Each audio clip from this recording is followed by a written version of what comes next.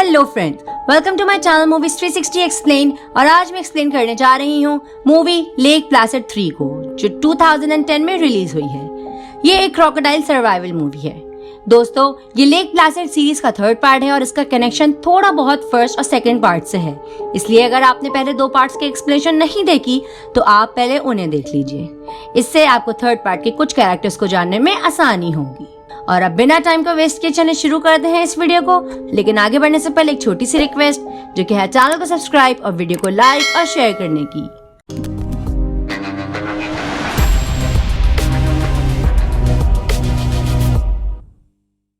Movie start होती है उसी मेन लेक से पार्ट 2 के 3 साल बाद, जहां हम एक कपल को देखते हैं जो उस लेक के पास घूमने आया था। अब वो लेक के पास पहुंचकर वहां एंजॉय करने का सोचते ही हैं कि तभी उन पर लेक में कुछ बेबी क्रोकोडाइल्स हमला कर देते हैं और देखते ही देखते उन्हें मार के अपना खाना बना लेते हैं। जिसके बाद हम एक फैमिली को देखते हैं जिसमें नेथन, उसकी वाइफ सूजन और उनका बेटा कॉनर होता है। नेथन असल में सेकंड पार्ट में दिखाई गई सैरी बिकमैन का नेफ्यू था और वो वाइल्ड लाइफ डिपार्टमेंट में काम करता था और हाल ही में उसका मेन में ट्रांसफर हुआ था। और नेथन और सूजन की बातों से हमें पता चलता है कि वो इस घर को बेचने आए थे, लेकिन क्रोकोडाइल्स वाले हादसे के बाद से उन्हें इस घर के बहुत कम पैसे मिल रहे थे। तो नेथन सूजन का थोड़ा और टाइम वेट करने के बाद इसे बेचने का मशवरा देता है। अब इसी बीच वहां पर टाउन का प्रेजेंट शेरिफ टोनी आता है, जो कि नेथन को जानता था। टोनी उन्हें बताता है कि सैरी वाले हादसे के बाद वो अब तक 2 बार इस लेक को चेक कर चुका है, लेकिन उसे यहाँ कोई क्रोकोडाइल्स नहीं मिले, इसीलिए वो बिना डरे अपनी फैमिली के साथ यहाँ रह सकता है। वहीं घर में कॉनर को एक लिजर्ड दिखाई देती है और उसका पीछा करते हुए वो लेक के किनारे पहुंच जाता है, जहां उसे वही बेबी क्रोकोडाइल्स दिखते हैं जो लिजर्ड पर हमला करके उसे खा लेते हैं। जो देख के कॉनर पहले तो डर जाता है, लेकिन कुछ देर बाद ही वो उन बेबी क्रोकोडाइल्स को अपनी जेली खिलाने लगता है।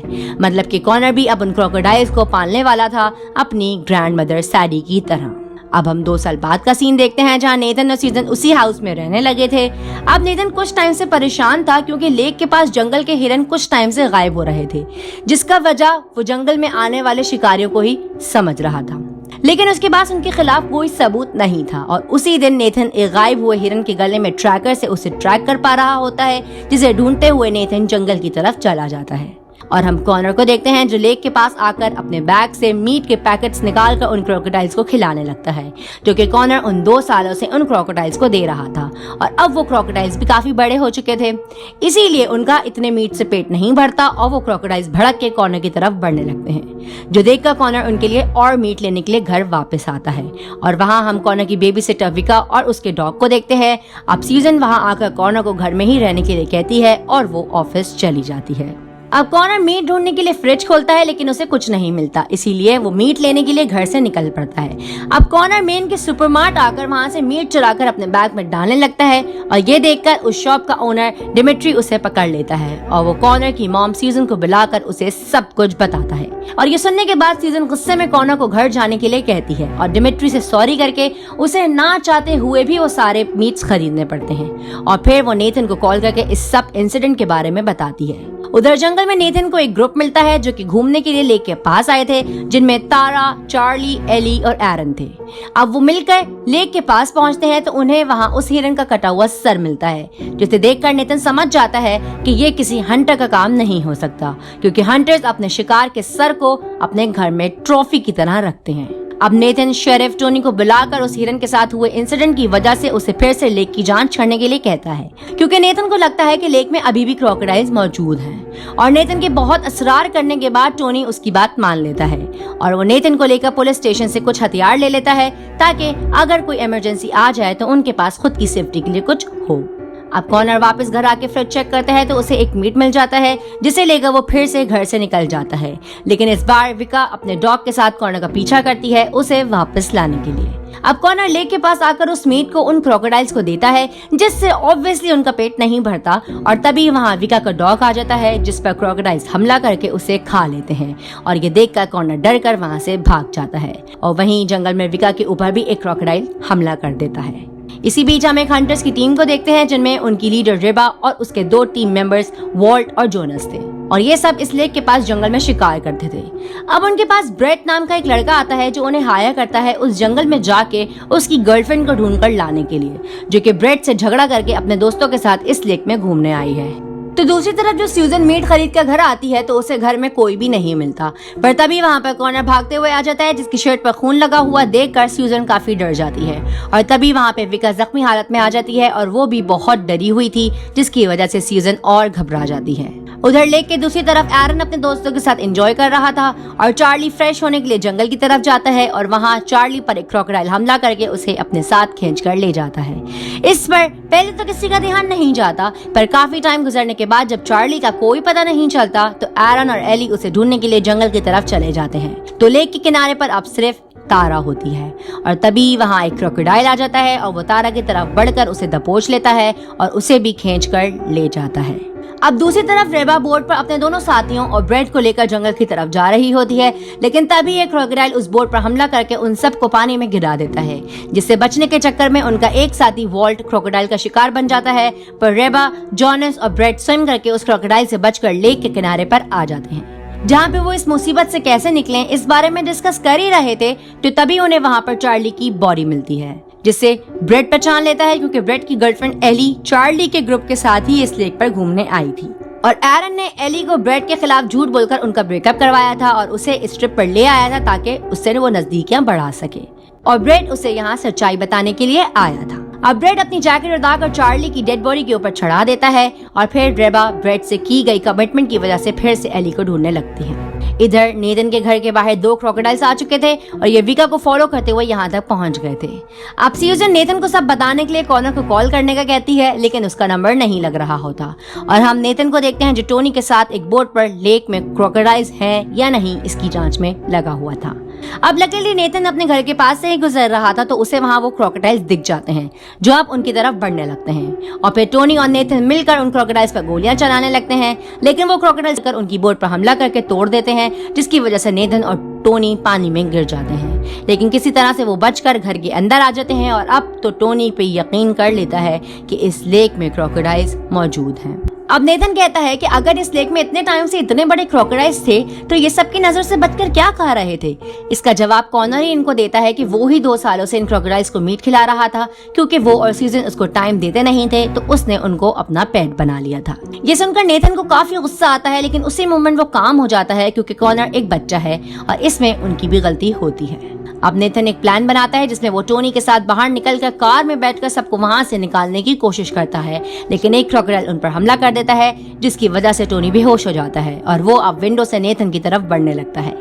ये देख के सूजन अपने घर से चेनसॉ लेकर बाहर आती है क्रोकोडाइल से लड़ने के लिए, बट वो क्रोकोडाइल सूजन के ऊपर ही हमला करने लगता है, जो देखकर कॉनर भी बाहर आ जाता है और क्रोकोडाइल को पत्थर मारकर डिस्ट्रैक्ट करने की कोशिश करता है, जिस वजह से वो क्रोकोडाइल कॉनर के पीछे पड़ जाता है, जो देखकर नेथन चेनसॉ उठाकर क्रोकोडाइल की दुम को काटने लगता है और फिर सूजन और कॉनर को लेकर वो घर के अंदर चला आता है, पर वो क्रोकोडाइल उनके घर के अंदर भी घुस जाता है और विका को दबोच कर ले जाता है। वहीं दूसरी तरफ एरन और एली को चार्ली का डेड बॉडी मिल जाता है, जो देख के वो दोनों काफी डर जाते हैं। अब एली को ब्रेड की जैकेट मिलती है, जो देखकर वो समझ जाती है कि ब्रेड उसे ढूंढने जंगल में आया है।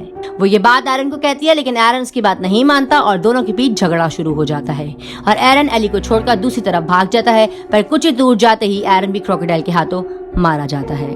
अब टोनी को कार में होश आ जाता है और वो कार लेकर जाने की कोशिश करता है, लेकिन वो क्रोकोडाइल पूरी कार को ही खींचने लगता है और पानी में लेकर चला जाता है। इसके बाद वो क्रोकोडाइल टोनी को कार से निकाल कर मार देता है और ये सब नेथन लचारों की तरह देख रहा होता है। दूसरी तरफ जंगल में उन्हें तारा की डेड बॉडी मिलती है, जिसको देखकर ब्रेड को लगता है कि एली भी आसपास ही होगी। इस वजह से वो एली का नाम लेकर चिल्लाने लगता है, जो सुनकर एक क्रोकोडाइल वहां पर आ जाता है, जिस पर रेबा और जोनस गोलियां चलाकर उसे मार देते हैं। लेकिन उसी वक्त पीछे से एक और क्रोकोडाइल आकर जोनस के सर को उसकी बॉडी से अलग करके उसे मार देता है और फिर वो रेबा पर भी हमला करता है, जिसको रेबा नाइफ से मारने की कोशिश करने लगती है। तो ब्रेड भी उस क्रोकोडाइल के ऊपर गोलियां चलाता है, जिसमें से एक गोली रेबा के कंधे पर लग जाती है, पर वो क्रोकोडाइल वहां से भाग जाता है।